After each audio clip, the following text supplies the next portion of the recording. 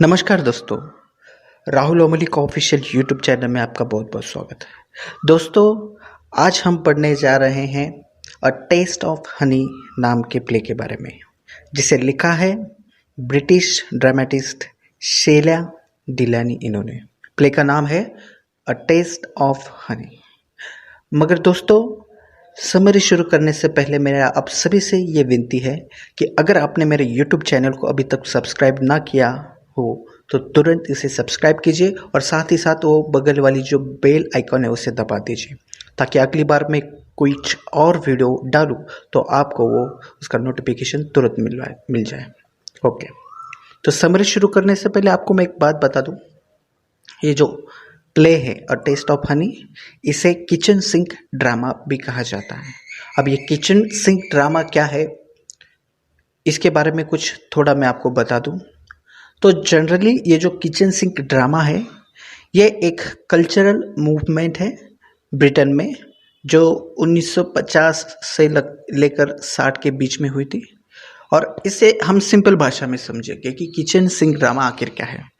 तो kitchen sink drama मतलब इसकी जो थीम है, इस थीम में जितने भी ड्रामास लिखे गए हैं उसकी मेजर थीम ये है कि उस ज़माने के जो वर्किंग क्लास लोग थे, गरीब लोग थे, उनका जो फ्रस्ट्रेशन था, उनकी एगोनी जो थी, मतलब जो वर्किंग क्लास पीपल थी जिन्हें मतलब सैलरी कम मिल पाती थी, वो बहुत सारे मतलब एक गरीबी की ज़िंदगी जीते थे। और ऊपर से ये जो पॉलिटिक जो पावर वो उन्हें मतलब रोल आउट करती थी, या एंग्री यंग मैन की तरह, मतलब उन्हें काफ़ी मुसीबतों का सामना करना पड़ता था। मतलब ये जो वर्किंग क्लास है वो काफ़ी तौर पर मतलब ऐसे बहुत ही उनके हालत काफ़ी नाजुक थे। तो जो राइटर्स थे उस ज़माने के, उन्होंने सोचा कि अगर हम पहले जैसे रोमांटिसिज्म की थीम यूज़ किया करते थे, मॉडर्न की किया करते थे, वैसे अब जो प्लेस या नॉवेल्स या जो भी फिल्म्स वगैरह जो भी मतलब वो बनाएंगे, तो उसमें सब्जेक्ट जो होगा वो वर्किंग क्लास लोगों की फ्रस्ट्रेशन होगी, उनकी मतलब उनकी जितनी भी जो कहानी है उनके बारे में, जो वो कैसी ज़िंदगी जीते हैं, कितनी मुसीबतों का सामना वो करते हैं, ये सारा उस प्ले में, नॉवेल में, फिल्म में दिखाया जाएगा। मतलब जितना सारा दुख वो झेल रहे हैं, दर्द झेल रहे हैं गरीब लोग, उनका मतलब वो सारा उनकी जीवन की जो कहानी वो पूरी उसमें डिस्क्राइब की जाएगी। तो इसे कहते हैं किचन सिंक ड्रामा।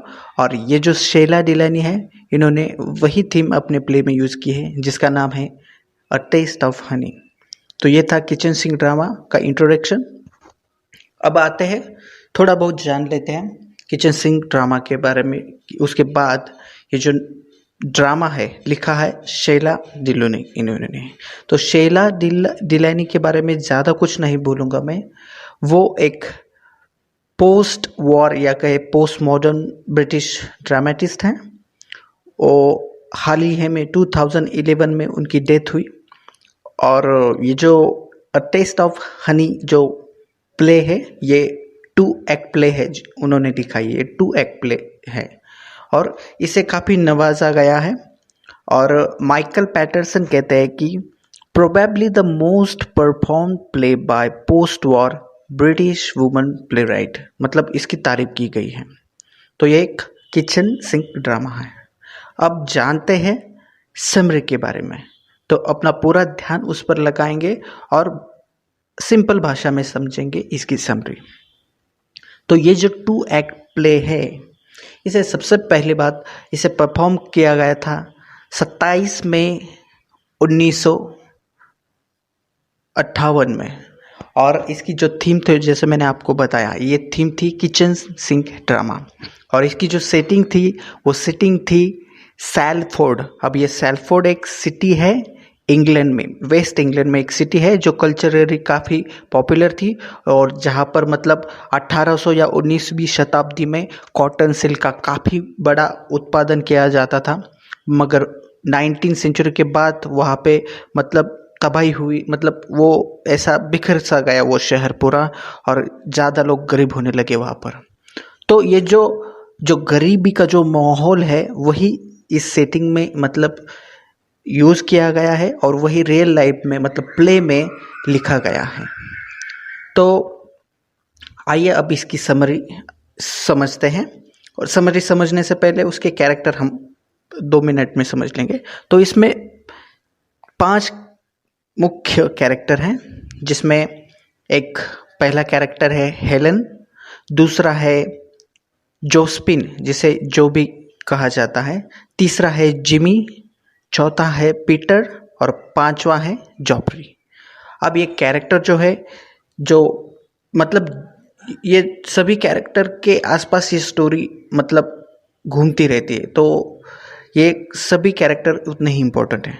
तो उसमें से जो जोस्पिन है मतलब जो है वो एक 17 साल की टीनेजर लड़की है, जो मतलब स्कूल पढ़ती है और उसे ड्राइंग्स भी मतलब अच्छी आती है। वो ड्राइंग में काफ़ी अच्छी है, मतलब पेंटिंग बनाना उसे काफ़ी पसंद है। इसके अलावा उसकी जो माँ है वो अच्छी मतलब वो काफ़ी मेहनत करती है, मगर वो अल्कोहलिक है, वो शराब वगैरह पीती है और उसका कुछ नेचर अच्छा नहीं है, मतलब उसके कुछ इलीगल अफेयर्स हैं कई लोगों के साथ, तो वो एक बात है। तीसरा कैरेक्टर है ये जिमी। अब ये भी एक इम्पोर्टेंट कैरेक्टर है, इसे भी समझ लीजिए आप। तो जिमी एक ब्लैक सेलर है, मतलब एक नेवी में जो होता है ना सेलर, वो। और ये जो है ये जो का लवर होता है, जो बीच में उसे प्रेग्नेंट करके मतलब लव अफेयर में प्रेग्नेंट करके वो चला जाता है अपनी ड्यूटी पर, और 6 महीने के लिए वो चला जाता है, लेकिन वापस दोबारा लौट के नहीं आता, तो वो उसे प्रेग्नेंट बना के चला जाता है। उसके बाद है पीटर। अब ये पीटर कौन है? ये पीटर जोस्पिन की जो माँ है मतलब हेलन का यंगर बॉयफ्रेंड है, मतलब ये उससे भी काफ़ी यंगर है उसकी माँ से, मतलब हेलन से काफ़ी यंगर है। और आखिरी वाला जो कैरेक्टर है वो है जॉफरी।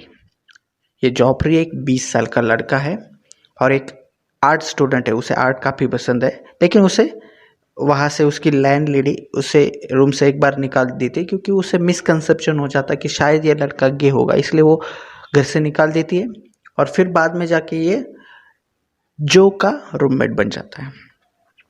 अब जो कहानी है वो 2 एक्ट में लिखी गई है, मतलब प्ले जो है 2 एक्ट में, तो 2 एक्ट में इसकी पूरी समरी है। तो पहले एक्ट से समरी में मतलब पहले एक्ट के बारे में मैं आपको समरी कुछ बताना चाहूँगा। तो जो पहले एक्ट की समरी है वो शुरुआती से लेकर है, मतलब जहाँ जो और उसकी माँ हेलन रहती है, एक जो रूम रहती है, मतलब वैसी सी गंदी या भद्दी सी रूम रहती है, ठीक से कुछ रहता नहीं वहाँ।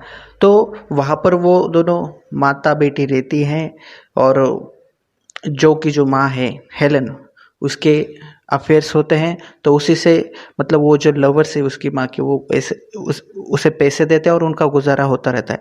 लेकिन जो होती है वो काफ़ी मतलब निराश होती है, क्योंकि उसके ज़िंदगी स्पॉइल, मतलब वो मानती है कि उसका करियर उसकी माँ की वजह से स्पॉइल हुआ, क्योंकि उसे पेंटिंग्स करना काफ़ी पसंद था, मगर उसकी माँ यहाँ से वहाँ, वहाँ से यहाँ, ऐसे हज़ारों बार उसका स्कूल बदल देते, इसलिए अब उसका मन नहीं लगता पेंटिंग्स करने में या किसी बात पे। तो उसको उसकी माँ को बता देती कि मैं अब स्कूल छोड़ने वाली हूँ और मैं पार्ट टाइम जॉब करने वाली हूँ। और ये जो रहती है मतलब हेलन का एक अफेयर होता है पीटर के साथ, ये जो यंगर लड़का है। तो ये भी मतलब ये उसे देखकर, पीटर को देखकर जो को काफ़ी गुस्सा आता है, क्योंकि उसकी माँ उन लोगों के सामने, मतलब उसके सामने उसका ये अफेयर होता है, वो उसे पसंद नहीं आता, इसलिए वो उससे अलग रहकर, अपनी माँ से अलग, माँ को छोड़कर अलग रहने का मतलब सोचती है कि मैं कुछ काम करूँगी और मैं अकेले रहूँगी, मैं अच्छी ज़िंदगी जीऊँगी। तो यहाँ तक ठीक रहता है, मगर एक दिन उसकी जो माँ है हेलन, वो एक फैसला सुनाती है जो को। वो बोलती है कि मैं क्रिसमस के एक दिन बाद पीटर से शादी करने वाली हूँ, और वो बोलती है मैं उससे शादी करने वाली हूँ, तुझे जो सोचना है तू सोच ले।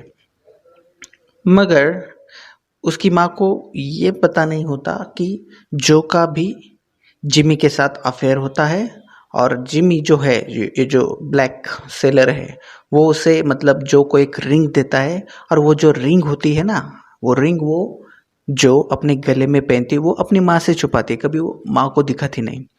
तो ये माँ को जो का फिर मालूम नहीं होता।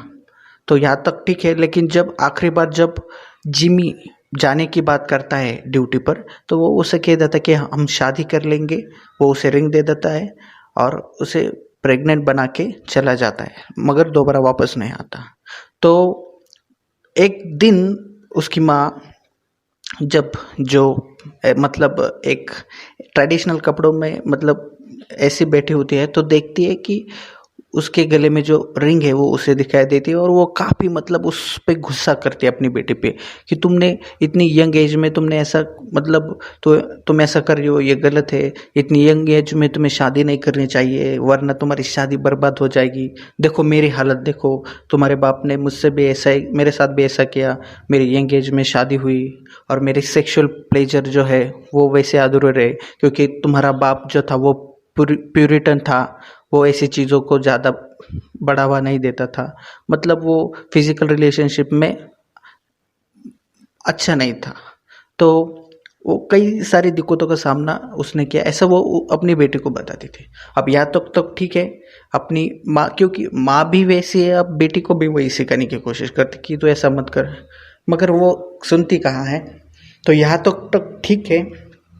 तो यहाँ पे लगभग मतलब ये क्रिसमस का माहौल है समझो, और पहला जो एक्ट है वो ख़त्म हो जाता है। तो पहले एक्ट में हमने देखा कि शुरुआत से लेकर जो मतलब अब जो है वो काफ़ी अकेली पड़ जाती है, क्योंकि क्रिसमस के दूसरे दिन ही उसकी माँ की शादी होने वाली होती है। वो रोती है काफ़ी मतलब, और उसका लवर भी उसे छोड़कर चला जाता है, वो भी वापस नहीं आता। तो अब दूसरा दिन जो होता है, अब एक्ट टू शुरू होता है। और एक्ट टू में देखा गया है कि मतलब उसकी माँ की शादी हो चुकी है, जो कि और वो पीटर के साथ कई और जगह वो रहते हैं दोनों। तब अब ये जो है जो वो अकेली रहती है, वो अकेली है, वो दिन में शू शॉप पे जॉब करती है और रात में पब में काम करती है। और किसी फन पेयर में उसकी मुलाकात होती है जॉफरी से, यानी कि जॉब से। तो जॉब से मुलाकात होने के बाद वो काफ़ी उसे मतलब उससे बातचीत करती है, वो उसे टीजिंग करती है थोड़ा बहुत, लेकिन बाद में मतलब वो दोनों अच्छे फ्रेंडली रिलेशन में आते हैं, फिर दोनों साथ में रहने लगते हैं। मगर काफ़ी दिनों बाद मतलब जॉफरी को मतलब जो जो कि मतलब जो को पसंद करने लगता है कि ऐसा है वैसा है, मैं तुमसे शादी करूँगा, मगर जो उसे मना कर देती है शादी के बारे में। तो यहाँ तक तो ठीक थे, लेकिन वो एक बात कह देती कि हाँ हम मतलब सेक्सुअल प्लेजर ले सकते हैं मगर शादी नहीं कर सकते। तो फिर भी जॉब उसके साथ रहता है, उसका ख्याल रखता है, यहाँ तक तो सब ठीक था। मगर अचानक से हेलेन मतलब उसकी माँ जो कि वो अचानक से वापस आ जाती है, और वो एक दिन मतलब वो बोल देती कि मुझे तो जॉफरी ने बुलाया। और मतलब दोनों के बीच में गलतफहमियाँ पैदा करने की वो कोशिश करती है, लेकिन बाद में जॉफरी उसे जो को मना लेता है। और उस टाइम जब वो आती है एक दिन, तो वो आती है, वो बोलती है कि मैं तुम्हारे साथ ही मतलब यहाँ जो आई हूँ, मुझे तो जॉफरी ने बुलाया है वगैरह वगैरह। वो उसे पैसे ऑफर करती जो को, बोलती मेरे साथ रहे। लेकिन बीच में जब वो कुछ मतलब बीच में समझौता कर रही होती है, बीच में तभी पीटर आ जाता है, और पीटर उसकी माँ के हाथ से पैसे छीन लेता है और वो चला जाता है। और उसके पीछे पीछे ये भी उसकी माँ हेलेन है वो दौड़ी जाती है। अब यहाँ तक तो ठीक है, सब अच्छे से चल रहा था।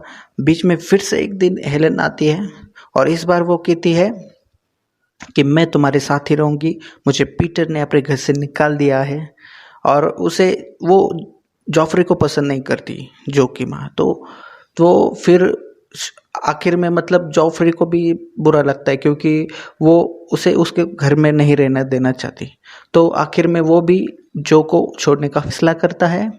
और एक दिन जब जो सो रही होती है, वो चुपके से चला जाता है। और दूसरे दिन जब वो जो उठती है नींद में से, तो उसकी माँ उसे कह देती कि भाई ये जो वो पूछती है जो कि जॉफरी कहाँ गया, तो मतलब ये कह देती कि वो शॉपिंग के लिए गया वो, मगर उसे ये नहीं पता होता जो को कि वो हमेशा के लिए घर छोड़ के चला गया होता है। अब यहाँ तक तो ठीक है, फिर बाद में और लगभग उसे इसी इसी दौरान उसे मतलब लगभग बच्चा होने वाला ही होता है, और उसके मन में एक हमेशा डर सताए रहता है कि मेरा होने वाला बच्चा काला होगा और मैं अकेली हूँ। तो उसे मतलब जो भी है उसे अपने वुमनहुड पे या अपने मतलब स्त्री होने पे मतलब ऐसा अब उसे अ, रह रहम आने लगता है, मतलब वो निराश हो जाती है लाइफ से। तो और फिर एक दिन ऐसे ही बैठती रहती है, मतलब अकेले बैठती रहती है, मतलब और जो जॉफरी ने गाना सिखाया होता है वही गाना गुनगुनाते हुए बैठी होती है। क्योंकि पिछली बार जब कई दिनों पहले मतलब जॉफरी उसका ख्याल रखता है तो उसे वो एक डॉल ला के देता है, लेकिन वो उसे डॉल वो पसंद नहीं आती, इसलिए वो डॉल फेंक देती है और अकेला रहना पसंद करती है। तो हाल ही हाल में जब आखिरी जो एक्ट खत्म होती है तो आखिरी जो सीन ऐसा होता है कि वो जो अकेली बैठी है घर में और कुछ गाना गुनगुना रही है, और उसे कभी भी किसी वक्त बच्चा हो सकता है। तो ये थी पूरी समरी दोस्तों। मैंने कोशिश की है जितना आपको सिंपल भाषा में समझा सकूं, मैंने समझाने की कोशिश की। अगर आपको ये स्टोरी पसंद आई हो तो आप मेरे चैनल को सब्सक्राइब कीजिए, लाइक कीजिए, शेयर कीजिए, कमेंट कीजिए और बेल वाले आइकन को ज़रूर दबा दीजिए। तब तक के लिए धन्यवाद, अपना ख्याल रखिए।